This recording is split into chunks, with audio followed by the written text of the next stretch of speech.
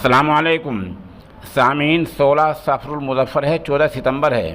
خبر کا عنوان ہے بس کھائی میں جا گری، 11 لوگوں کی موت۔ خبر تھوڑی تفصیل سے سنیے۔ جموں کشمیر کے ضلع پونچھ میں بریری نالے کے متصل ایک بس گہری کھائی میں جا گری ہے، جس سے 11 لوگوں کی موت ہو گئی ہے اور 8 زخمی ہو گئے ہیں۔ یہ بس سوجیاں علاقے سے منڈی کی طرف جا رہی تھی۔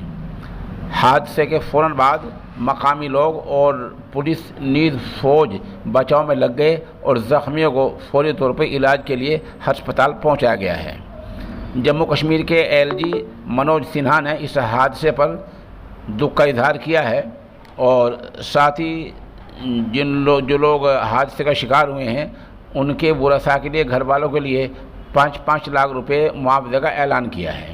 بتا دیں کہ جموں کشمیر میں اس سے پہلے بھی 30 اگست کو بڑا حادثہ ہو گیا تھا، جب 8 لوگوں کی موت ہو گئی تھی۔